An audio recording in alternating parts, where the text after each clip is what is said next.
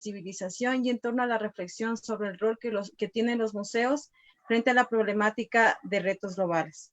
Este año la temática del Día Internacional de los Museos es Museos por la Igualdad, Diversidad e Inclusión, que plantea el análisis de estrategias y acciones para potenciar y promover la inclusión social, económica y política de todas las personas, independientemente de su edad, sexo, discapacidad, raza, etnia, origen, religión, situación económica o nivel educativo. Los museos y centros culturales del país se han articulado a esta celebración a través de varias actividades en modalidad virtual durante todo el mes de mayo. En esta ocasión estamos con este tipo de actividades de webinar internacionales para poder llegar a los públicos, ya que físicamente es imposible. Iniciando con esta pequeña introducción, doy saludo a las autoridades presentes, como es la viceprefecta Carla Puerta, representante del ingeniero Clemente Bravo, prefecto de la provincia del Oro, alcalde del Cantón Las Lajas, Enrique González, prefecto de la provincia de Loja, ingeniero Rafael Dávila, alcalde del Cantón Puyán, ingeniero Hernán Encalada, decano de la FIGEMPA, el ingeniero petrolero Gustavo Pinto Arteaga, el director de la carrera de Ingeniería en Minas, el magíster Dani Burbano. Doy paso a nuestra viceprefecta Carla Puerta. Por favor, Carla. ¿Me escucha? Hola. ¿Me escucha usted? ¿Sí? Sí. Ok. Bueno, quiero saludar a las diferentes autoridades, invitados especiales que se han dado cita en esta tarde a través de esta reunión virtual para nosotros sumarnos a celebrar el Día Internacional de los Museos, teniendo como temática Museos por la Igualdad, Diversidad e Inclusión.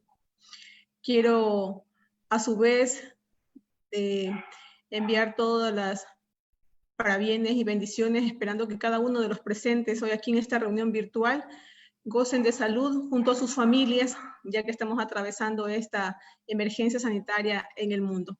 Consideramos nosotros que realmente los museos no son o no deberían ser instituciones aisladas del mundo, ¿verdad? Y qué mejor que nosotros como autoridades, con personas comprometidas que se encuentran vinculadas a temas relacionados, podamos llegar a un mismo punto de encuentro para nosotros poder salir adelante en esta temática tan importante. Los museos demuestran su relevancia al invitar que la sociedad conozca de ellas y de ellos, de las realidades políticas, sociales, culturales de la sociedad moderna.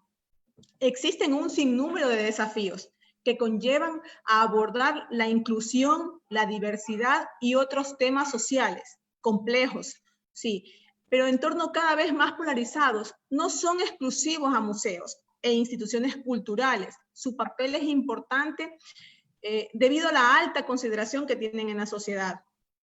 También cabe mencionar aquí que nosotros, a través de las visitas que realizamos a los diferentes museos, cuando tenemos la oportunidad de hacerlo, a cada uno de nosotros como persona, a nuestros hijos, a las diferentes familias que hacen, empiezan a crear esas expectativas. Empezamos nosotros a crear experiencias significativas para las personas de cualquier tipo de origen, siendo fundamental su valor social. Es ahí donde nosotros decimos que la importancia de los museos, ya sean públicos o privados, con fines de lucro o no, deben conservar esa parte mágica, que es lo que nos permite a nosotros tener esas experiencias y mantenerlas intactas para que las diferentes generaciones puedan ir disfrutando de cada una de estas maravillas que nosotros hemos heredado. Esta creciente expectativa pública por el cambio social ha permitido involucrar a las autoridades para canalizar una conversación usando las herramientas sobre el potencial social de los museos, en forma de exposiciones, conferencias, diferentes espectáculos, programas educativos e iniciativas. Sin embargo, coincidimos en algo y hemos llegado a un mismo punto de encuentro con algunas autoridades, y es que tenemos mucho por hacer aún, ¿no? Sin embargo, creo que es eso, el hecho de que nosotros mantengamos estas reuniones sean virtuales o presenciales, con el afán de ir avanzando en el tiempo. En la agenda se vinculan algunos de los objetivos donde nosotros podemos salvaguardar la expectativa para nosotros poder mantener el tema de los museos. Nosotros tenemos una joya preciosa acá en la provincia del Oro, junto a la provincia de Loja, que es el bosque de Puyango. Y esta que la hemos generado hace muchísimos años atrás, nosotros podemos ver ahí un sinnúmero de riquezas que cada una de las generaciones, cada una de las familias que la visitan han dado fe de aquello. Y es en lo que nosotros estamos trabajando junto con las autoridades de la provincia de Loja para poder nosotros no solamente salvaguardar esta riqueza que tenemos acá, sino también para nosotros poder causar expectativa en los jóvenes. Nosotros tenemos que ver la forma de engrampar a los niños y a los jóvenes en esto, para que podamos dosificar el uso de la tecnología, el uso de los celulares y puedan tener un contacto con la naturaleza. Puedan estos jóvenes crear esa magia que nosotros pudimos hacerlo, para que ellos se puedan involucrar un poco más en estos temas y sean realmente de mucha expectativa para poder tener unos resultados positivos. Bueno, vamos a ver cada una de las diferentes temáticas. Para mí es un honor compartir esta conferencia, esta reunión virtual que estamos manteniendo en esta tarde. Y realmente vamos a disipar y vamos a aportar con muchas ideas, y también vamos a disipar muchas inquietudes que tengamos al transcurso de la reunión, pero quiero darles la bienvenida a cada uno de ustedes a esta reunión. El saludo cariñoso de nuestro prefecto Clemente Bravo, de acá de la provincia del Oro, quienes están cordialmente invitados para que ustedes conozcan de ella y puedan enamorarse de nuestra provincia, que siempre decimos que es tan rica por su geografía, su gastronomía y por supuesto por su linda gente. Muchísimas gracias, sean ustedes bienvenidos. Gracias, mi estimada viceprefecta. Ahora vamos a dar un resumen de la hoja de vida de nuestra conferencista de hoy día. Es la doctora Lucero Morelos Rodríguez. Es formada en Historia y es maestra y doctora en la misma disciplina por la Universidad Nacional Autónoma de México. Desde el 2017 forma parte del personal académico del Instituto de Geología de esta universidad y funge como responsable de su acervo histórico, ubicado en el Museo de Geología, donde desarrolla el proyecto para el mantenimiento de la memoria científica y el patrimonio documental del Instituto de Geología. Sus líneas de investigación son la historia de las ciencias, en las que se apoya la práctica minera, instituciones y personalidades clave en el quehacer y fomento de esta actividad en los siglos. Es autora de los libros siglos XIX y XX, es autora de los libros junto con otros colegas, ha coordinado varios libros, capítulos también, así como artículos. Su más reciente publicación editorial es la Escuela de Minas Mexicana, 225 años de Real Seminario de Minería, para lo cual puedo dar paso ya a nuestra conferencista. Doctora, por favor, si es tan amable de iniciar su exposición. Hola, muy buenas tardes. Gracias, ingeniera Tania, por la invitación a sumarme a esta celebración del Día Internacional de los Museos 2020, que busca sobre todo celebrar la diversidad de perspectivas que conforman las comunidades y el personal de los museos. Y pues le agradezco mucho esta invitación, igualmente a la ingeniera Ámbar Guerrero, con la que estuve en comunicación durante días pasados. Yo voy a ofrecerles a través de un PowerPoint que preparé, pues un recorrido por el Museo del Instituto de Geología, uno de los recintos museísticos más antiguos en ciencias geológicas de México y de América Latina. Pero antes de dar paso y abrir mi PowerPoint, también quiero mandarle los saludos de parte del coordinador científico del Geoparque Comarca Minera de México del estado de Hidalgo, quien lamentablemente por estas cuestiones de de conexión a internet, pues no fue posible estar vía remota con todos nosotros, pero bueno, yo le doy sus saludos y sobre todo es muy importante porque quiero comentarles que hace unos días, particularmente el 5 de mayo, celebramos el tercer aniversario de creación del Geoparque Comarca Minera aquí en la República Mexicana, su tercer año de haberse unido a la red global de geoparques. Y para eso, bueno, también pongo a su disposición esta guía de campo que se preparó por parte del personal de este geoparque, que en realidad es un libro de mochila, y es un libro que está dividido en dos grandes secciones. Por un lado, eh, capítulos temáticos muy divertidos que hablan de la historia geológica, de la historia minera centenaria y milenaria de este territorio. Y ya la segunda parte, una guía muy sustanciosa de los 31 geositios que componen esta riquísima región desde el punto de vista minero y geológico. Aprovecho también para saludar, que aquí veo conectado a nuestra ingeniera geóloga Erika Salgado, una de las principales colaboradoras de este gran proyecto y de este gran libro. Entonces, sin más preámbulo, voy a compartirles pantalla. Lucero, déjeme interrumpirle un Sí. momentito. Quisiera, por favor, pedirles a los asistentes que es necesario que no desactiven los micrófonos.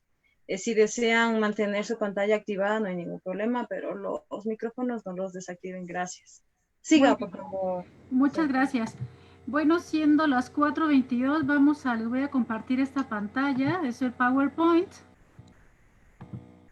que yo he preparado. ¿Lo ven ahí? Muy bien. Pues como les decía, vamos a hacer un brevísimo recorrido por el Museo del Instituto de Geología de la UNAM, uno de los primeros recintos museales fundado en México durante el siglo XIX para servir como museo geológico y paleontológico de la nación. De modo que a lo largo de esta centenaria vida, pues es una de las pocas instituciones en nuestro país que sigue fiel a la vocación con la que fue creado en 1888. Ahora vemos otra imagen aquí en pantalla de su fachada, como luce hoy en día. Esa foto fue tomada pues antes de irnos al confinamiento, el mes de marzo. Y bueno, se trata de un recinto que aloja en su interior, tanto en exhibición como en colecciones, más de 30,000 piezas y más o menos recibe entre 76,000 y 80,000 visitantes al año. La misión de este espacio museal es naturalmente pues preservar todo ese acervo geológico nacional, difundirlo, promover el conocimiento y sobre todo fomentar la vocación científica en los niños y en los jóvenes, sensibilizando también por supuesto a todo el público hacia los conocimientos que genera la tierra, porque pues es nuestro único hogar, ¿no? Entonces, bueno, el Museo del Instituto de Geología se localiza en un barrio histórico muy importante, lo que fue considerado el primer fraccionamiento de la Ciudad de México, que es conocido como Santa María la Ribera. En torno a ese jardín que ustedes ven al centro de la diapositiva, bueno, a mano izquierda, donde está mi cursor, ahí se localiza el Museo del Instituto de Geología. Realmente está a 2 kilómetros del Zócalo, del centro histórico de la Ciudad de México. Es muy accesible llegar a él porque se encuentra en distintas rutas de transporte, desde metro, metrobús, etcétera. Y bueno, el Museo del Instituto de Geología es una subdependencia o departamento del Instituto de Geología de la UNAM. Y el Instituto de Geología, bueno, como vemos aquí en pantalla su estructura, tiene otros más museos fuera de la ciudad, como el Museo Regional Mixteco y diversas colecciones científicas de relevancia nacional e internacional. Es una institución que está integrada por 105 académicos. Y bueno, aquí les presento al personal académico del museo. De izquierda a derecha está el maestro Luis Espinosa, que es un biólogo paleontólogo y quien funge como jefe del museo, el ingeniero geólogo Oscar Irazábal, que es el responsable de las colecciones y montajes, el ingeniero geólogo Julio Caballero, que es responsable de los eventos y la difusión y extensión de la cultura, su servidora, que está en el acervo histórico, y la parte administrativa, la licenciada Isabel Ponce. Pero además a esta parte académica, pues se suma de manera esencial la plantilla de becarios, que son 13 jóvenes estudiantes de diversas carreras y de diversas universidades, quienes fungen como guías o anfitriones en el museo, ¿sí? Y bueno, el asunto es que el Museo de Geología, para los que tengan oportunidad más adelante de visitarnos, bueno, el Museo de Geología en realidad tiene una plena vinculación con una de las actividades esenciales y tradicionales en México desde hace más de 5 siglos, que es la minería. La minería en realidad ha sido una actividad que desde los pueblos mesoamericanos han venido realizándose en estas regiones, pero de manera más puntual, ya con la llegada de los españoles en el siglo XVI, va a haber una explotación intensiva de esos criaderos que se van a ir conociendo, sobre todo en plata y oro, y para el siglo XVIII vamos a encontrarnos ya con la creación en el mundo de las primeras academias donde se van a formar estos especialistas para explotar los recursos de la tierra. Entonces, así acontece que pues va a ser en 1765 cuando la primera escuela de minas, donde se van a formar estos, digamos, el presidente de los ingenieros mineros, acontece en Sajonia, en lo que es Alemania, en 1765. Y en esa escuela, bueno, uno de sus motores intelectuales va a ser Abraham Glottot Werner, también conocido por haber elaborado una teoría de la Tierra que explicaba el origen de las rocas, conocida como neptunismo, pero también por la elaboración de intelectual, ¿sí?, del estudio que tenían que realizar estos jóvenes en torno a la minería, que él englobaba como un estudio global llamado de las Berberskunde o las ciencias mineras. Una parte medular para el estudio de los minerales y su explotación, pues era la mineralogía, que él dividía la parte del estudio de los minerales o fósiles, como se llamaban en el siglo XVIII, la parte del estudio de la costa terrestre y sus montañas, que era la geognosia o el presidente de la geología, y la parte de la explotación o el arte de minas. Esta escuela y este personaje fue fundamental para América, para nuestro continente, porque justamente varios de los pioneros en estos campos del saber, como el propio Alexander von Humboldt, Fausto de Luyar, que descubrió junto con su hermano el elemento químico wolframio, o el geognasta y mineralogista Andrés del Río, que también descubrió y aisló el elemento químico número 23, y otros más. Bueno, pues a lo largo del siglo XVIII y sobre todo siglo XIX, llegaron a lo que es ahora conocido como México, pero también el continente americano, y es así como estos personajes van a estar involucrados en la fundación de lo que va a ser la primera escuela de minas del continente americano, pues aquí creada en la Ciudad de México bajo el nombre del Real Seminario de Minería, como vemos aquí en pantalla. Y bueno, esta escuela, que es la cuna de las ciencias de la tierra, pero también la cuna de la minería académica del continente, bueno, pues tuvo una figura también prominente para estos saberes, que fue don Andrés Manuel del Río, porque él fue quien inauguró en 1795 la primera cátedra de mineralogía en América. Pero además dictó por cerca de 50 años esta cátedra, donde pues pasaron a formarse los principales ingenieros de minas y geólogos del país durante los últimos años del siglo XVIII y la primera mitad del siglo XIX. Bueno, este personaje también fue muy importante para la minería y la mineralogía y ciencias anexas de América, porque él facturó y realizó los primeros libros de texto sobre estos temas, como vemos ahí en pantalla. Realizó distintos manuscritos, algunos continúan inéditos, otros fueron impresos como los que vemos en la parte inferior, fundamentalmente los elementos de ortognosia o de conocimiento de los minerales, que tuvo varias ediciones a lo largo del siglo XIX, pero también fue un gran traductor, como estas obras como las tablas mineralógicas de Carsten, y etcétera, etcétera. Pero este personaje también, una de sus últimas obras fue en torno a la geología, como vemos en pantalla. Él elaboró y dio a la publicidad en 1841 el primer manual de geología impreso en México, en el que, bueno, acompañó este manual una serie de láminas y figurillas sobre esas petrificaciones o fósiles que se habían descubierto en lo que era pues el territorio mexicano. Y bueno, ya está aquí en pantalla vemos una lámina de las discusiones y análisis que lo llevaron a aislar el elemento químico vanadio, llamado, bueno, por él eritronio.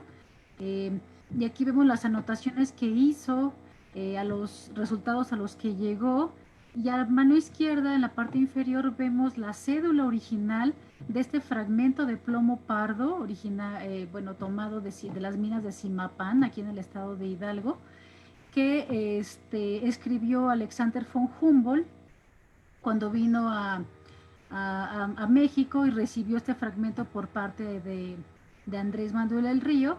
Y bueno, finalmente, como desde hace varios años en el Museo de Berlín, en el Museo Humboldt, se exhibe esta cédula y también este fragmento de plomo pardo, ¿sí? Y bueno,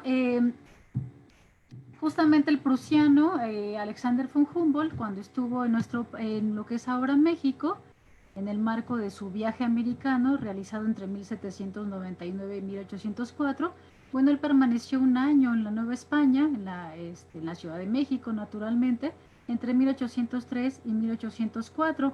Y en este año, bueno, entre otras cosas, lo que realizó fue este pequeño libro que él tituló Introducción a la Pasigrafía Geológica, es decir, una introducción al lenguaje geológico para todos, de ahí viene la voz griega de pasigrafía, pero en realidad lo que se trata de esta obra es que él por primera vez dotó de un lenguaje universal a las cartas geológicas y mineras a partir de la representación de los tipos de rocas por medio de flechas, de símbolos, de rayas, y bueno, y que se sigue utilizando realmente este lenguaje. Esta obra fue publicada dentro del volumen 2 de los elementos de ortognosia de don Andrés Manuel del Río en 1805. Y bueno, en suma, ¿qué va a pasar en el mundo en estos últimos años del siglo XVIII y la primera mitad del siglo XIX? Bueno, lo que va a suceder en el mundo es que va a haber un escrutinio del planeta desde el punto de vista exploratorio, y que los especialistas se le han llamado la edad heroica de la geología, cuando sitúan la emergencia o el surgimiento de disciplinas modernas como pues fue la geología, y también algunas ramas o especialidades de las ciencias geológicas como la propia paleontología, la geohidrología, la geotermia, entre otras. Pero es también una etapa fecunda para la elaboración de los primeros mapas especiales, la formación de gabinetes, de museos, de cátedras, y sobre todo de unas estructuras muy especializadas llamadas Geological Survey o institutos geológicos, que se van a replicar a lo largo de todo el mundo en el siglo XIX. Entonces, bueno, en este marco, en este nuevo periodo, digamos, de cambios, de surgimiento de especialidades, hay un personaje fundamental también dentro de estas ciencias geológicas y mineras para México, profundamente involucrado con el Museo del Instituto de Geología, y fue el ingeniero Antonio del Castillo, quien, bueno, fue el sucesor de la cátedra de mineralogía en el Colegio de Minería de Andrés del Río, y él detentó esta cátedra, la impartió por los siguientes 50 años, es decir,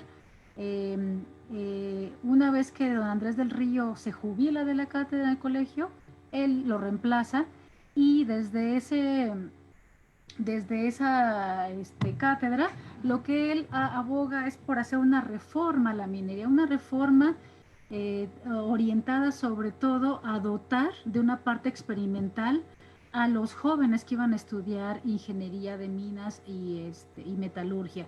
Y esto va a ser una realidad a través de la puesta en marcha de la primera escuela práctica de minas y metalurgia del continente americano, situada en el Fresnillo, en Zacatecas, en la parte centro-norte de nuestro país. Y bueno, esto, digamos, está muy relacionado también con el conocimiento del territorio y el inventario de sus recursos por parte del gobierno mexicano, como una preocupación también por conocer lo que se tenía y sobre todo para poderlo promover, explorar y atraer inversiones de capitales a través de la creación de un ministerio encargado de eso, llamado Ministerio de Fomento. Junto con este ministerio y las políticas educativas es como se echa a andar esta escuela práctica de minas.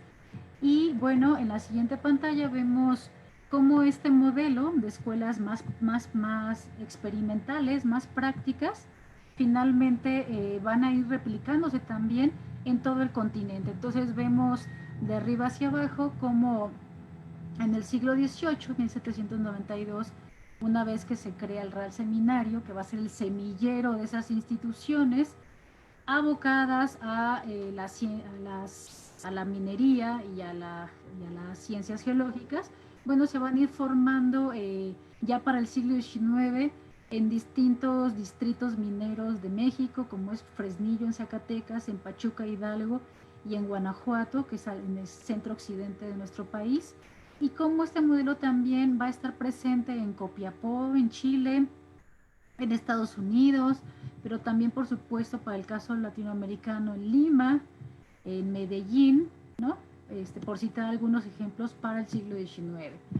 Y bueno, este modelo educativo va a ser fundamental para también la difusión de los conocimientos geológicos y mineros generados por la plantilla académica, en este caso de la Escuela Práctica de Minas, porque es su personal académico integrado por profesores y alumnos. Van a publicar la primera revista minera impresa en México, dedicada exclusivamente a la minería y ciencias anexas.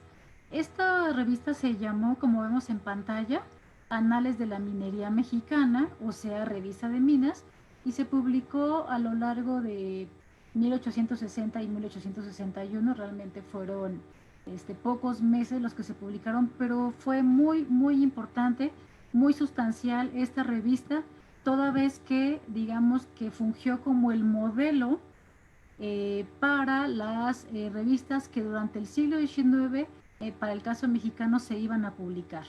Y aquí, bueno, después de casi una década de la aparición de los Anales de la Minería Mexicana, surge otra revista muy importante para conocer los contenidos, las discusiones, la exploración, los descubrimientos minerales efectuados entre 1873 y 1904. Esta revista, que se llama El Minero Mexicano, bueno, tuvo otras revistas contemporáneas, como fue El Propagador Industrial, El Explorador Minero, y una revista también publicada en los Estados Unidos, llamada Transaction, del Instituto Americano de Ingenieros de Minas. Y bueno, estas publicaciones van a ir perfilándose también conforme avanza la centuria hacia especialidades más complejas, como va a ser la propia geología. Y aquí vemos en pantalla, en la parte inferior, las portadillas del boletín del Instituto Geológico de México, impreso desde 1895, y el boletín de la Sociedad Geológica Mexicana, impreso desde 1905. Y bueno, vale la pena referir que se trata de dos de las publicaciones más longevas que se continúan editando hasta nuestros días por parte del Instituto de Geología de la UNAM. Y bueno, en este marco también lo que va a suceder durante el siglo XIX y que está profundamente vinculado con la existencia de los museos es toda esta exploración que van a ir haciendo los naturalistas o científicos en el marco de proyectos de modernización como la construcción de puentes, de canales, de apertura de ríos, del tendido de vías férreas. Bueno, en el marco de estos procesos de modernización, bueno, es como van a encontrarse también muchos hallazgos paleontológicos, se van a efectuar muchos hallazgos de minerales, se van a hacer descubrimientos, es decir, todo se está innovando prácticamente. Y aquí nada más como muestra vemos este gliptodón mexicano que fue descubierto en el Valle de México en 1875 por los ingenieros Santiago Ramírez y Juan N. Cuatáparo, que son figuras fundamentales para la historia geológica mexicana. Y bueno, ellos en el marco de la elaboración de un mapa geológico de esa parte del Valle de México, descubrieron este gliptodón que desde hace varias décadas se exhibe en el Museo del Instituto de Geología. Y bueno, dentro de este desarrollo, desenvolvimiento de las ciencias, como les decía hace unas láminas atrás, bueno, lo que va a acontecer también en el siglo XIX, que es considerado el siglo de las ciencias, el siglo de la institucionalización de las ciencias y de la profesionalización, porque va a ser cuando por primera vez se va a remunerar el trabajo de científico, el trabajo de museógrafo, el trabajo de geólogo. Bueno, surgen estos organismos que dependían de los estados centrales, de la autoridad central, llamados servicios geológicos, y el primer en su tipo va a surgir en Gran Bretaña en 1835, y pronto estas instituciones se van a replicar por todo el mundo. Aquí vemos bueno, destacado en rojo, como en México esto acontece en 1888, y posteriormente va a suceder lo mismo en Perú para 1902, en Argentina, en Colombia, etcétera. Entonces, estos servicios geológicos, lo que digamos, su tarea fundamental era la generación de mapas geológicos y mineros, pero también la generación de informes y reportes especializados en estos temas, dada la riqueza sepultada en la superficie y en el interior de la tierra. Y bueno, esto va a acontecer en México en diciembre de 1888, cuando el gobierno decreta el establecimiento de este Instituto Geológico y es publicado en el Diario Oficial de la Nación. Pero bueno, ¿cuáles eran finalmente los objetivos de este servicio geológico que en México se va a conocer con el nombre de Instituto Geológico de México?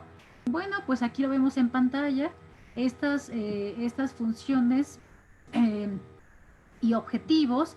Quiero destacar sobre todo la número 4, porque este organismo debía crear, desarrollar y preservar un museo geológico y paleontológico de la nación, ¿no? De manera simultánea, naturalmente debía generar esa cartografía especializada. Aquí vemos el primer mapa geológico litoestratigráfico dibujado en México en 1889, o también, por ejemplo, este tipo de productos muy útiles para la inversión minera, como esta carta estadística minera elaborada por los empleados de este Instituto Geológico Nacional, en la que destaca sobre todo los criaderos minerales dispersos en todo el territorio. Y son realmente monumentos a la ciencia estas cartas monumentales de más de 2 metros de altura. Pero bueno, otro de los trabajos, digamos, fundamentales y pioneros de estos personajes fue pues el estudio de los objetos celestes, de estas rocas procedentes del espacio llamadas meteoritas. Y aquí vemos en pantalla la portada del primer catálogo descriptivo de los meteoritos elaborado en México en 1889, que estuvo acompañado del plano topográfico donde se indicaba la caída de las más grandes holosideritas o meteoritas metálicas encontradas en el territorio de más de 14 toneladas. Y bueno, y estas meteoritas o aerolitos, también como se les llamaba, fueron conducidas desde la parte norte de la República Mexicana a la Ciudad de México en 1893 y exhibidas desde entonces en lo que es el vestíbulo del Palacio de Minería en el centro histórico de aquí de la ciudad. Pero una situación que va a acontecer también y que es muy, muy importante para la parte de nuestro museo es que esta colección de meteoritas del Palacio de Minería va a ser el origen de la colección de meteoritos del Museo del Instituto de Geología de la UNAM, porque, bueno, desde mayo de 1889, cuando se elabora este primer plano, este primer catálogo, se dispone su traslado a un sitio para su conservación, pues también el gobierno, junto con los geólogos de ese momento, las declaran bienes nacionales. ¿Esto qué significó? Bueno, que quedaban protegidas de manera legal para evitar su saqueo, su compra, ¿sí? Y su fragmentación fuera del territorio mexicano. Y esta ley vale la pena decir que sigue vigente hasta nuestros días, aunque en la Cámara, bueno, en el Congreso de la Unión y en la Cámara de Diputados se sigue discutiendo actualmente una ley para proteger las meteoritas, así como los fósiles mexicanos. Y bueno, dentro de esta colección de meteoritas, una de las gemas, o digamos de las figuras más importantes, de los ejemplares más importantes que resguarda el Museo del Instituto de Geología, es la meteorita Allende. Es una roca espacial caída en febrero de 1969, es decir, hace 51 años, y se trata de una de las rocas más remotas conocidas por el hombre, porque los geólogos le estiman una edad de 4.568 millones de años, como vemos aquí en pantalla, parte de ese fragmento, y es una de las estrellas del Museo del Instituto de Geología. Y bueno, mucha gente exclusivamente se acude a nuestro recinto para ver a una de las rocas más remotas conocidas por el hombre, ¿sí? Y bueno, a lo largo de su centenaria vida, el Instituto de Geología, que es heredero del Instituto Geológico Nacional, pues bueno, ha tenido distintas sedes. Y esto es importante para nuestro tema porque, bueno, una vez que se crea el Instituto Geológico en 1888, sus primeros años, como sucedía en la época, bueno, no contaba con una sede propia y fue alojado durante algunos años, hasta 1902, en lo que es el Real Seminario de Minería. Posteriormente, a partir de 1904 y hasta más o menos 1956, va a quedar alojado en lo que es el Museo del Instituto de Geología. Es decir, el edificio que hoy ocupa el Museo del Instituto de Geología, en realidad fue concebido expresamente para servir como recinto del primer centro de investigación en ciencias geológicas del país, que debía contar con su museo, ¿sí? Y posteriormente, pues ya los empleados y las colecciones se trasladaron en la década de los 50 al campus universitario, en Ciudad Universitaria, en el sur de la Ciudad de México. De modo que lo que es el edificio, este edificio que vemos al centro, fue perfilándose solamente para servir exclusivamente como un museo universitario. Y esto aconteció hace exactamente 50 años, cuando un 26 de enero de 1970 se reinauguran sus actividades para únicamente servir como un espacio de la extensión de la cultura y la difusión de las ciencias geológicas. De modo que, bueno, en esta diapositiva, de manera muy apretada, vemos el tránsito de el cambio también, las transformaciones que ha tenido este organismo federal y cómo se fue perfilando para ser un instituto de investigación junto con un instituto generador de la difusión y la conservación de las geociencias. Y bueno, también en el recinto del Museo del Instituto de Geología nació la corporación geológica más antigua de México, que es la Sociedad Geológica Mexicana, y que desde 1904, cada mes, hasta nuestros días, sesiona en el Museo del Instituto de Geología. Aquí vemos una foto de las primeras excursiones que hacían estos geólogos, y a la derecha una imagen que representa una portada del vehículo difusor de los geólogos llamado Boletín de la Sociedad Geológica Mexicana, que, como les comentaba, pues se sigue editando de manera normal. Y bueno, el edificio del Museo del Instituto de Geología se inauguró de manera oficial el 6 de septiembre de 1906, cuando México fue el anfitrión del 10º Congreso Geológico Internacional, un evento de talla mundial hasta la fecha, donde pues se reunían los especialistas en estos temas, en estos campos mineros, en estos campos geológicos, es decir, en los campos de lo que podemos ubicar ya como ciencias de la Tierra.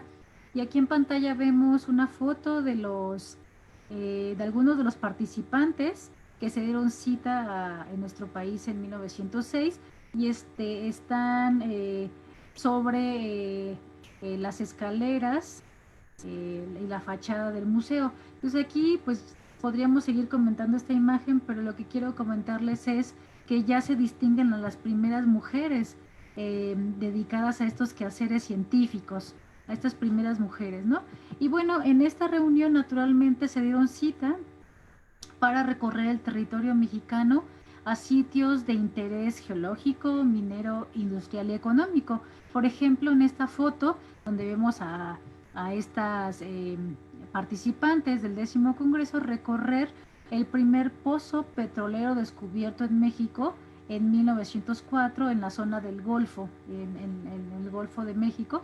Y bueno, aquí fueron a visitar este pozo en el Ébano, en el estado de San Luis Potosí. Y bueno, el edificio lo diseñó el arquitecto mexicano Carlos Herrera López.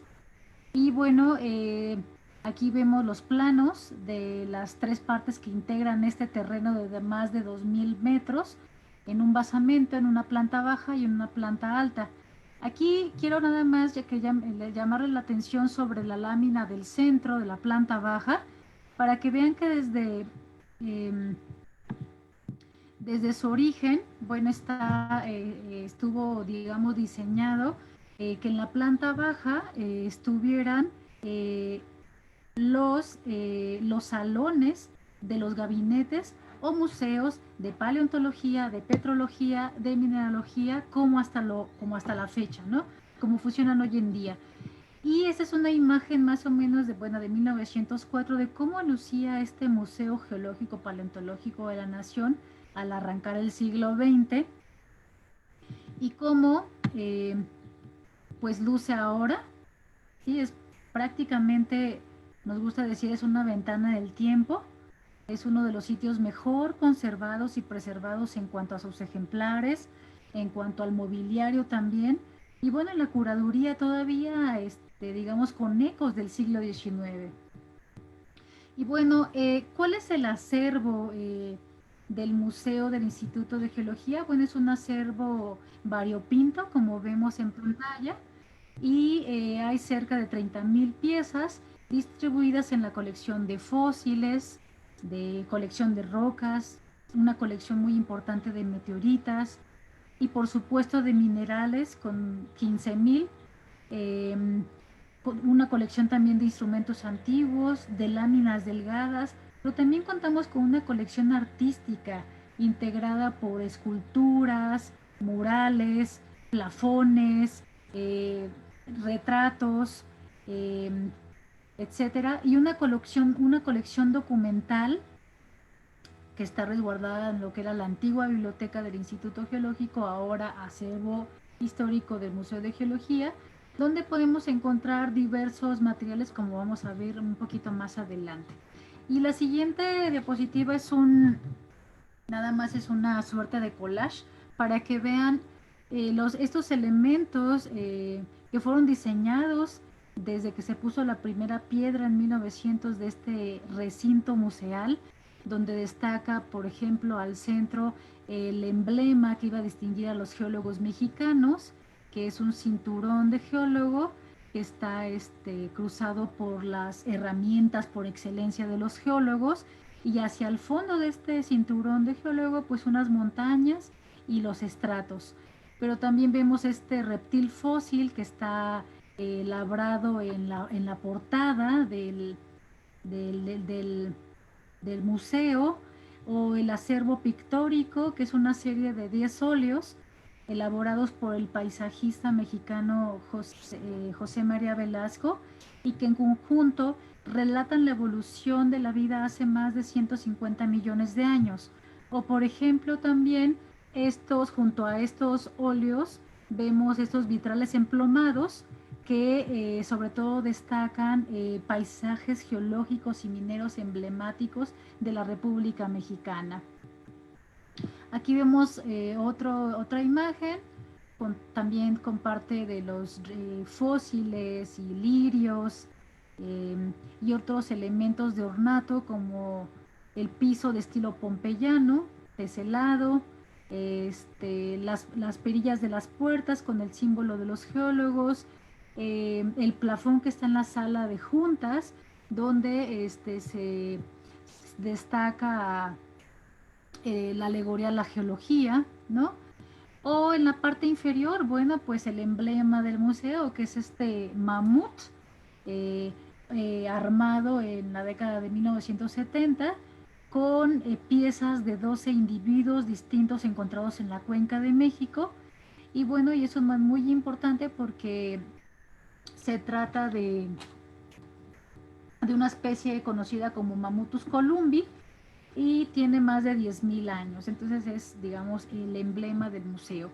Y aquí vemos otros elementos que evocan ese legado minero en la decoración del museo, como estos vitrales emplomados en la parte superior derecha, este vitral emplomado que representa la mina de sal de Bielitska en Polonia, y estos medallones que vemos a la izquierda y abajo, que fueron develados en honor a los fundadores de la geología moderna, como el propio Abraham Werner, o para el caso mexicano de Andrés Manuel del Río y el propio Antonio del Castillo, que fue el primer director y fundador de ese instituto, o la escultura de su segundo director y fundador de la Sociedad Geológica, José Guadalupe Aguilera. Y bueno, ¿qué tipo de actividades ustedes pueden encontrar en el museo? Bueno, pues hay naturalmente actividades infantiles para elaboración de fósiles, de réplicas de mamuts, etcétera, visitas guiadas, charlas de divulgación cada sábado, noches de museos. Y bueno, abro un paréntesis, en esta ocasión, en la noche de museos de mayo, pues se hizo una noche de museos virtual. También el visitante naturalmente recorre las exposiciones permanentes que están, bueno, son guiadas por nuestra plantilla de becarios, los anfitriones o guías. Y también lo que se ha empezado a trabajar es en contenidos de lenguaje de señas mexicanas, para también, pues con miras de ser un espacio más incluyente para las personas con capacidades diferentes. Y bueno, también el museo abriga exposiciones temporales de corte científico y artístico, eh, y también participa en exposiciones temporales externas, como las que se han montado durante muchos años, desde hace muchos años, en el sistema colectivo del metro, por ejemplo, o con otras instancias de índole histórica, humanística, científica. Y bueno, un elemento muy importante es también salir a la calle, y esto se logra desde hace 7 años con el Encuentro con la Tierra. Es un encuentro que reúne a los especialistas en las ciencias de la Tierra, y la Alameda de Santa María, el jardín donde está situado, el entorno donde está situado el museo, bueno, se llena de carpas con los especialistas, donde se montan maquetas, se ofrecen charlas, eh, etcétera, etcétera. Entonces, bueno, todas estas actividades ustedes las pueden seguir a través de las redes sociales del Museo de Geología en Facebook, así como del Instituto de Geología en Facebook o en Twitter también. Y aquí, bueno, está un ejemplo del último cartel generado, como les decía, el miércoles pasado, de la Noche de Museos para Llevar, en el marco, bueno, pues de este confinamiento al que nos estamos enfrentando. El equipo de anfitriones, que es muy entusiasta, organizó con mucho éxito esta programación de conferencias, donde se mezcló también la música, el arte, la ciencia, en este caso de dinosaurios y de volcanes. Y bueno, nada más ya casi para ir cerrando, otra de las estrategias para la conservación de la memoria geológica y minera, eh, tanto del Instituto de Geología como de entidades afines, fue la puesta en marcha del archivo histórico, que está ubicado dentro del recinto museal del Museo de Geología, del Instituto de Geología. Y aquí vemos en la imagen una foto de 1904 de cómo lucía la biblioteca del entonces Instituto Geológico, y a la derecha cómo luce el ahora archivo histórico del Museo del Instituto de Geología. O sea, realmente está increíblemente conservado, la misma estantería, y lo que estamos haciendo ahí es rescatar todo el patrimonio documental generado por los geólogos desde finales del siglo XIX hasta 1950. Y ustedes, si pues quieren conocer un poco más de lo que hacían esos especialistas, les conocer más sobre las excursiones, los intercambios científicos con otras entidades del mundo, eh, lo pueden revisar en la página que está aquí al final de la diapositiva, en la página institucional del Instituto de Geología, y ahí pueden entrar al archivo histórico, donde van a encontrar esta guía general electrónica, y en este buscador blanco ustedes ponen la palabra de su interés, y les arroja las fichas donde está posiblemente ubicada pues el tema de su interés. Y bueno, hasta antes de marzo nosotros atendíamos en este espacio a todos los usuarios mediante cita. Y bueno, ese es otro de las colecciones que tenemos en el archivo, las fotografías relacionadas pues con las ciencias geológicas, con las ciencias de la tierra, con la minería. Aquí vemos distintas fotografías que proceden de álbumes, o fotografías sueltas que tenemos en los 11.400 expedientes, pero también tenemos todo esto en positivo y algunas diapositivas, como vemos aquí en la caja amarilla, que están pues inventariándose. Y también tenemos colección de folletería, naturalmente todo relacionado con ciencias de la tierra, y hasta la fecha estamos inventariando cerca de 800 folletos dedicados exclusivamente a estos temas, y que pronto estaremos poniéndolos a la disposición de todos los interesados en nuestra página electrónica de la guía general. Y bueno,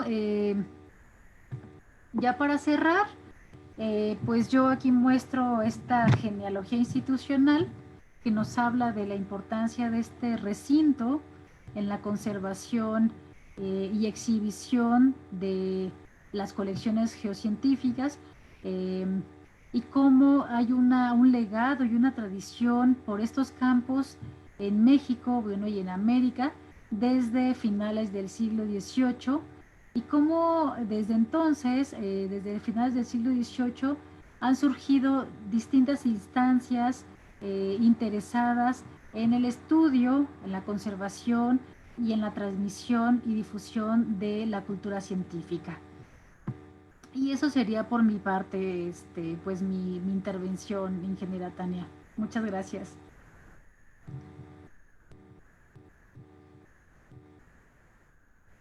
Sí, muchísimas gracias, Lucero. Bueno, vamos a dar paso a, a un poquito a hacer una descripción de preguntas que tengo aquí. La mayoría se asemejan muchas, entonces he tratado de irlas agrupando. La primera sería, ¿cuál ha sido el impacto de la visibilidad de las colecciones relacionadas a minería en el país y más en relación a la actividad minera actual? Si hay algún impacto o algo positivo o sí. Bueno, en el caso específico de nuestro Museo del Instituto de Geología, como yo referí en una de las diapositivas, no solamente se ha dado cita desde hace más de un siglo la Sociedad Geológica Mexicana a este recinto, sino otras corporaciones como la propia Asociación de Ingenieros de Geólogos o Asociación Mexicana de Ingenieros de Minas. Son distintas las corporaciones las que han estado imbricadas y profundamente vinculadas con nuestro recinto. Y el impacto que han tenido es que pues nuestra colección, que es más de 3.000 minerales, en realidad aloja, bueno, representa más de 2.100 de los 5.200 minerales descubiertos hasta la fecha. Eso es por un lado. Pero por otro lado, lo que nos muestra el propio recinto es la riqueza minera producida en el suelo mexicano y está explotada de manera intensiva desde hace más de 5 siglos. Esta riqueza está representada en las colecciones sistemáticas, en las colecciones geográficas que tenemos a disposición del público, pero también del especialista. Ok, está bien. Y bueno, y nada más por último, el impacto es tal que continuamente las charlas de divulgación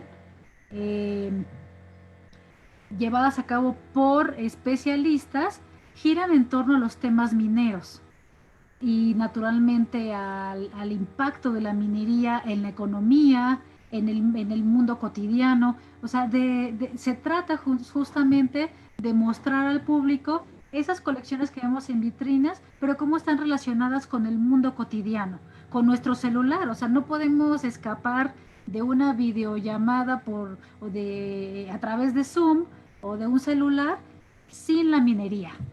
Nuestro propio maquillaje, nuestra propia ropa, o sea, la minería está entre nosotros. Y bueno, para ello se apoya, como lo decía, tanto de la exhibición in situ como de las conferencias. Ok. Bueno, y en eso también creo que ya algo alcanzó a la siguiente pregunta, que es, ¿cómo manejan el argumento de que la minería es incompatible con el ambiente en el momento de realizar actividades geoeducativas con temática minera? ¿Cómo manejamos?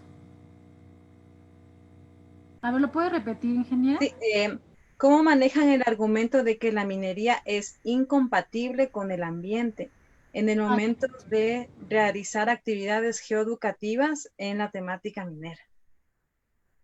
bueno, en realidad, sí hay toda una discusión pues, la parte del daño ambiental de la minería de cielo abierto, pero lo que se busca en nuestro recinto es sobre todo realmente legitimar la acción de los profesionales dedicados a estas actividades extractivas y sobre todo de cara a difundir esa parte consciente del cuidado del medio ambiente por medio de pues sí, de la conservación, pero también por medio del estudio que hacen de manera puntual y consciente, lo repito, los geocientíficos que están agremiados tanto en el instituto como en la propia universidad.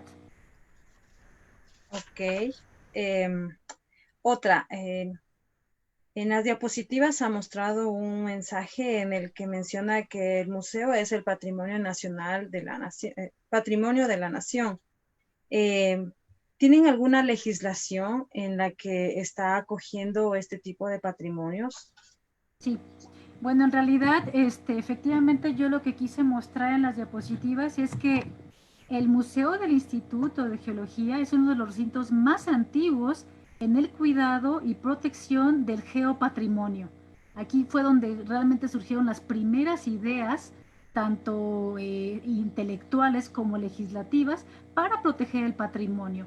Entonces, son justamente los geocientíficos que los que desde el siglo XIX tienen la competencia para poder promover la legislación a favor de la protección de las rocas, de los monumentos geológicos, de los minerales, de las meteoritas. Entonces, de manera puntual, ahora está en discusión en la Cámara de Diputados, junto con un grupo de geocientíficos de la universidad, la Ley de Protección de las Meteoritas, que tiene toda esa reminiscencia o esa base de la ley elaborada en mayo de 1889, ¿sí? Que les contaba que lo que buscaba era sobre todo proteger la extracción de manera ilegal de estos especímenes, de estos ejemplares de las piedras del cielo. Entonces lo que ahora se está discutiendo es en el Congreso cómo protegerlas. Entonces, ya ha habido discusiones más recientes en el siglo XX, por ejemplo, en 1994 ya hubo una ley de meteoritos sancionada, pero pues tienen cierta vigencia y ahora se está poniendo otra vez a discusión porque es urgente la protección de este geopatrimonio. Y para el caso de los fósiles, la Comisión Nacional de Paleontología eh, junto con el INA, que es el Instituto Nacional de Antropología e Historia, y otras instancias como la Sociedad Paleontológica Mexicana, también están en discusión en el Congreso de la Unión en torno a la ley de patrimonio paleontológico para justamente proteger estos sitios. Ok.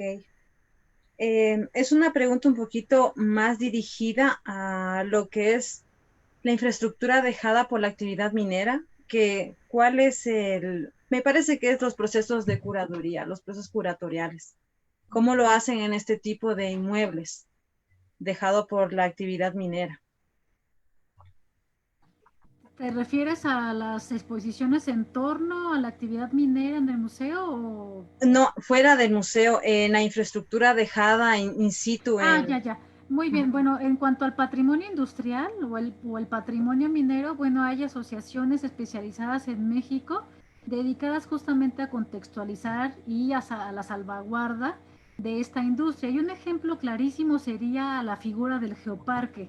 En el caso específico de una región por excelencia minera desde hace milenios, es la comarca minera de Hidalgo, que está, bueno, el estado de Hidalgo está ubicado en el centro de la República Mexicana, a muy pocos kilómetros de la Ciudad de México, a, digamos como a 2 horas de la capital, viajando en auto. Y bueno, es una de las regiones con más riqueza en cuanto a legado minero se refiere, porque su explotación deviene desde los tiempos mesoamericanos. Por ejemplo, está un sitio que es, bueno, forma parte del geoparque de la comarca minera, es el geositio conocido con el nombre del Cerro de las Navajas, y en este Cerro de las Navajas es un yacimiento de obsidiana, o sea, de lava vítrea, que tiene tiros y túneles eh, desde antes de nuestra era, ¿sí? Y del siglo X y del siglo XI, etcétera. Pero también en ese mismo sitio, o cercano a ese sitio que está en la Sierra de Pachuca, se encuentran las primeras haciendas metalúrgicas fundadas en lo que era la Nueva España y México. Entonces eso es parte del patrimonio.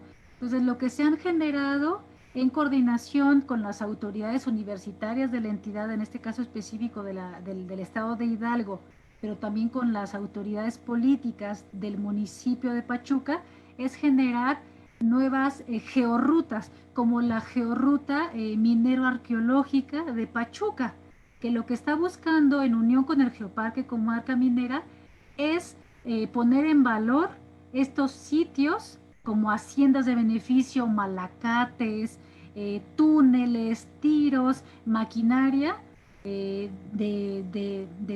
originada en el siglo XVIII, pero sobre todo en el siglo XIX, y ponerla en valor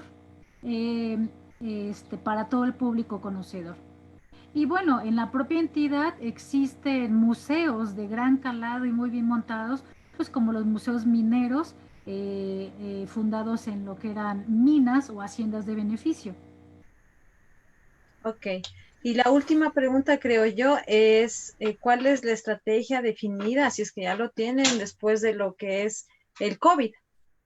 Bueno, sí, efectivamente actualmente se está trabajando en la universidad y de manera específica en el instituto y el Museo del Instituto de Geología en la generación de un protocolo para, en el caso específico del museo, atender a nuestros visitantes, ¿verdad? En el marco del confinamiento, a través de estos programas virtuales, como la noche de museos que les decía, pero también con la generación de contenidos que, bueno, van a ser eh, pues virtuales naturalmente a través de la generación de geocápsulas, conferencias, y ya se está pensando también en las acciones a implementarse una vez que empecemos con la normalidad en cuanto a la organización de grupos para visitar in situ el museo. Entonces, de manera puntual, bueno, pues estamos elaborando un protocolo de visitas y sobre todo de contenidos. Ok. Y el hilo conductor va a ser la virtualidad. Ese es el hilo conductor. Ok, está bien.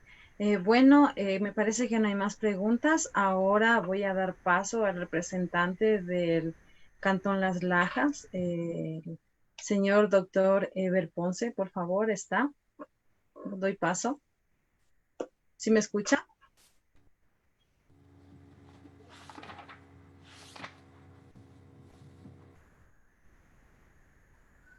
Doctor, ¿sí me escucha?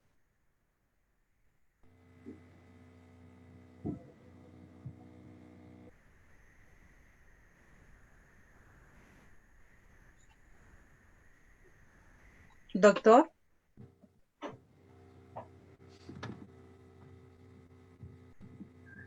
Bueno, esperemos que tal vez está con el micrófono. Ok.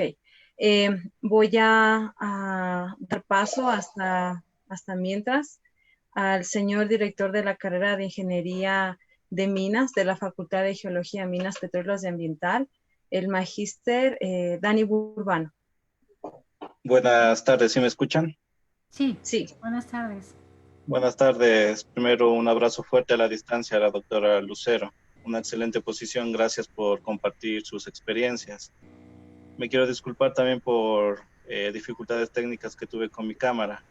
Eh, una buena tarde también a todo el público. Tania me había pedido hacer una retroalimentación general, un poco enfocando también con lo que vive actualmente en nuestro país. Yo podría decir que el patrimonio minero en el país permite visibilizar toda la historia en torno a la actividad económica, incluso el papel que ha ocupado, ¿no? Como tú lo decías, en la construcción y el desarrollo de un país, y con las propias singularidades que tiene cada uno, reflejándose de manera fiel en las ciudades que a partir de esta actividad han creado y también se han desarrollado, las cuales tienen un arraigo y sentimientos profundos por la identidad minera. En nuestro país, por ejemplo, tenemos los poblados de Zaruma, Portobelo, que son ciudades mineras, eh, que también les posibilita ser encauzados a un potencial proyecto de museo, que pueden estar instalados in situ o conexos a otras localidades, diría yo. Al mismo tiempo permiten que el patrimonio mueble e inmueble exista y no sea mutilado con el pasar del tiempo. Justamente Tania nos hablaba de de la infraestructura que existen en las empresas mineras y son reutilizadas, y también pueden ser encaminadas con estos proyectos de geoparques, ¿no? Geoparques mineros, que tratan de reanimar la economía local de un poblado. Podría también decir que es vital, algo también hablaban de justamente de la legislación minera. Yo creo que es tan importante, vital en nuestro país el integrar estos conceptos de patrimonio minero que protejan desde otro tipo de vista, pues, este bien inmueble. Y también nuestro objetivo es tratar de conseguir estas verdaderas ciudades culturales y lograr un aceptable nivel de vida para los pobladores. Esto sin duda que implica el dinamizar el interés por las comunidades mineras para lograr estos fines, ¿no? Yo también veo como algo necesario también es el trabajar en la elaboración de convenios interinstitucionales con los gobiernos seccionales, locales, la academia, como tú también lo mencionabas, empresas privadas que facilitarán esta transferencia de conocimientos, y también actividades cuyo fin sería, pues, poner en práctica en el territorio, permitiendo a largo plazo dinamizar la economía para estos pueblos conexos. Rescato también de tu presentación, justamente me llamaba mucho la atención esa cómo mantienen, cómo resguardan celosamente estos libros, publicaciones, mapas que sin duda tienen un valor cultural en la historia o en el legado minero de un país, ¿no? El resguardo de estos documentos nos muestra y nos permite ver la evolución que ha tenido la geología y la minería, ayudándonos también como información diagnóstica, yo diría información clave para el buen desarrollo de los proyectos que se vienen desarrollando, tanto metálicos y no metálicos, o también, como tú lo decías, para obras civiles. Yo resalto justamente, y lo que de pronto en nuestro país está todavía evolucionando, es justamente el resguardar esta información. En nuestro país no hay un museo de ciencias de la tierra, digamos, que lo esté resguardando un instituto, un servicio geológico. Más bien, yo he venido viendo los trabajos que viene realizando Tania o las universidades en cuanto a documentar, ¿no? Pero como país no lo tenemos, y es un buen ejemplo para seguir. Muchas gracias para Tania también. De igual manera, le deseo éxitos en la gestión, y también felicidades y resalto esa tenacidad por sacar en adelante lo que viene a ser el Geoparque Puyango. Un saludo también al alcalde del Cantón Las Lajas, Enrique González, al alcalde del Cantón Puyango, Hernán Encalada, y felicito también a las organizadoras Ámbar Guerrero y Tania García por estas iniciativas que tienen, ¿no? Muchas gracias. Muchas Gracias, gracias. señor director. No sé si ya está conectado el delegado del señor alcalde de Las Lajas. Ámbar, Ámbar, ¿me escuchas? Sí, ¿Está conectado? sí, ya está, pero no habla. Ya le llamo otra vez. Sí, para ver si nos ayuda. Hasta mientras voy a hacer un pequeño resumen hasta que puedan conectarse. Bueno, es así como los museos posibilitan este tipo de espacios, ¿no? Un poquito de congregar colectivos plurales. Los museos también en este caso se alinean de manera perfecta con los procesos geoparques, porque lo que permiten es esto, ¿no? El poder visibilizar los acervos culturales de un país, y que por lo general son más conocidos cotidianamente los que se refieren a las temáticas culturales, de pinturas, de arqueología, etcétera. Mientras que este tipo de tipologías abióticas, como son rocas, minerales, fósiles, los patrimonios industriales mineros, petroleros, es muy poco conocido, y los retos en realidad son muchos, pero no imposibles. En este sentido, el Geoparque, de manera conjunta con la coordinación que la lleva a cabo la Facultad de Geología, es la sensibilización acerca de la salvaguardia de los patrimonios geológicos, mineros y petroleros de nuestro país. Por eso es que es de gran importancia el poder tener este tipo de acercamientos con países hermanos que ya han tenido experiencias en el manejo de este tipo de patrimonios, y así poder también nosotros asimilar e incluso encauzar muchas iniciativas que en el país se están dando.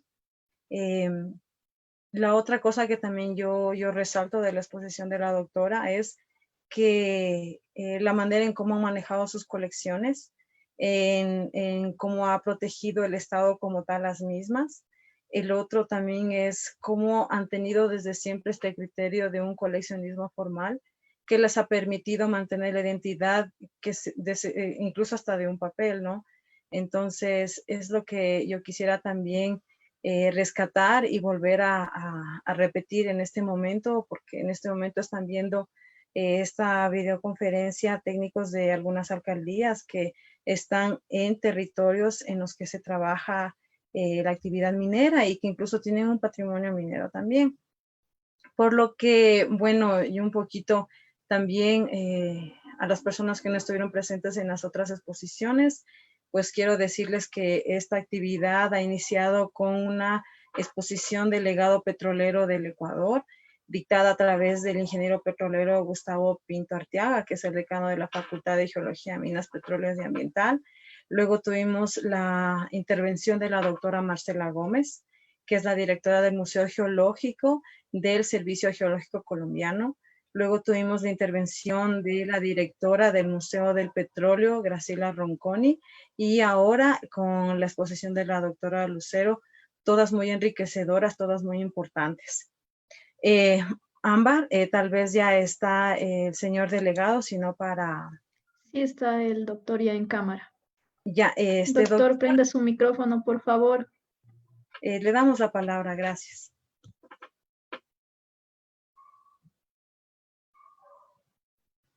Buenas tardes, mi distinguida ingeniera Tania. Un cordial saludo a usted, a Ámbar, a la distinguida ingeniera que nos acompaña de la Ciudad de México, a la distinguida viceprefecta que se encuentra presentes el día de hoy. Pues, antes que nada, agradecer a Dios por la salud y porque nos mantenemos en paz, en tranquilidad, siguiendo con los proyectos que iniciamos desde el año pasado, pues como es el tema Geoparque. Cordial saludo de parte del señor alcalde, don Enrique González, que en este momento se encuentra en una videoconferencia en la provincia del Oro, con todos los alcaldes y el señor prefecto. Es así, por eso que no puede estar aquí, pero mi querida Tania, aquí estamos nuevamente retomando los temas y me parece que de la mejor manera es vía Zoom, escuchando toda la intervención de la ingeniera de México, que me pareció muy interesante, el tema de la combinación entre la parte de explotación mineral con la conservación. Tiene muy buenas prácticas que sería ponerlas en nuestro país en todo, similar esas buenas experiencias, buenas prácticas, a fin de que sea el ambiente quien sea el ganador en estos momentos. Recordemos que esta pandemia es post y lo beneficioso, hay que sacar siempre de lo malo algo beneficioso, ¿no?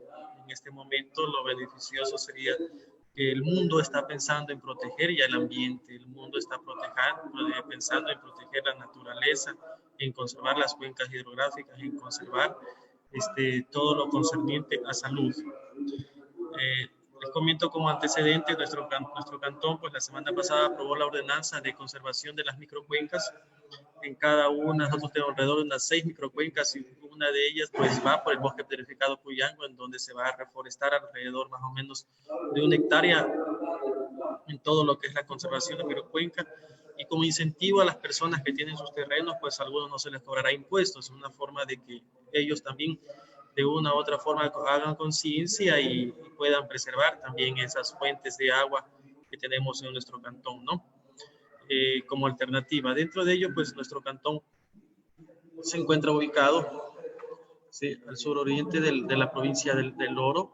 ¿Sí? Es muy bueno reconocer que ha habido buenas iniciativas por parte de el señor prefecto del Oro, el ingeniero Clemente Bravo, el licenciado Rafael Dávila,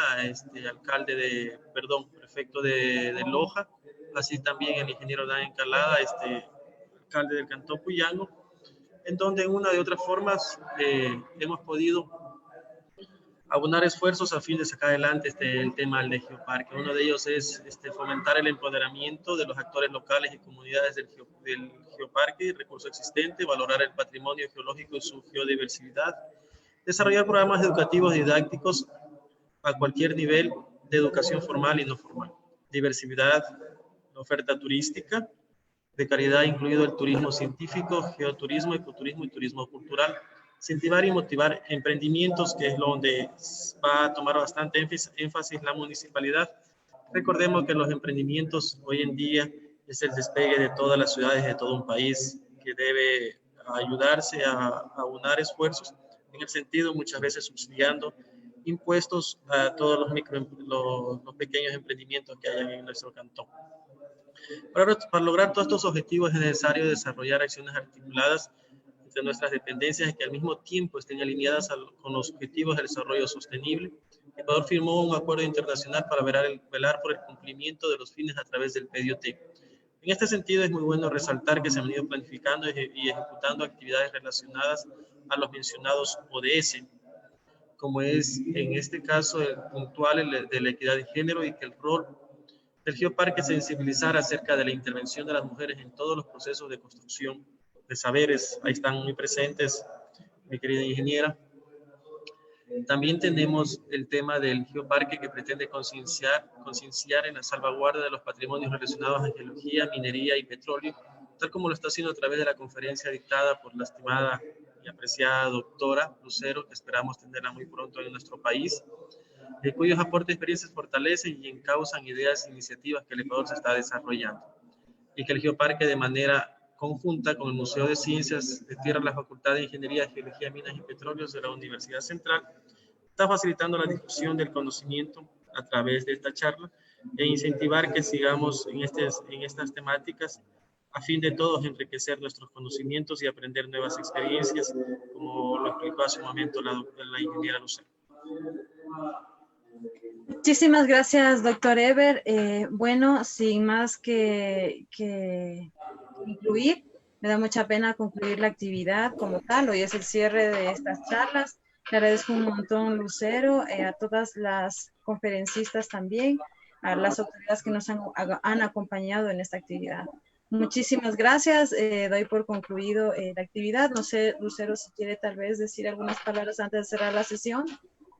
Sí, muchas gracias. Pues en realidad, de verdad quiero agradecerles muy sinceramente esta invitación, esta oportunidad para entablar lazos y relaciones, como nos dice el alcalde de Las Lajas, que con mucho gusto saludo, como también lo refirió el doctor Dani Burbano y tú misma, ingeniera Tania. Entonces, yo creo que esta es una oportunidad para entablar un diálogo y estamos en la mejor disposición en el Instituto de Geología, naturalmente en el Museo del Instituto de Geología y en el Geoparque Comarca Minera, para intercambiar estas experiencias encaminadas sobre todo a proteger nuestro geopatrimonio, pero también algo fundamental que dijo nuestro alcalde, generar esa identidad en las comunidades locales. Ellas son lo primordial. Ellas son quienes van a cuidar y quienes van a divulgar y quienes van a sustentar estos patrimonios. Entonces, pues bueno, yo celebro mucho esta oportunidad para pues que no sea la última vez que estemos en comunicación. Esperemos que pronto podamos tener una reunión en otra plataforma que no sea virtual, y con mucho gusto los esperamos en México y en nuestro museo. Muchas gracias. Muchísimas gracias. Muchísimas gracias. Doy por terminada la sesión, y una vez más, mil gracias al doctor Carles Canet, que a través de él es gracias que tenemos la presencia de la doctora. Muchísimas gracias por la acogida, gracias por la asistencia. Bendiciones a todos, saludos, hasta luego. Hasta luego, muchas gracias. Hasta luego.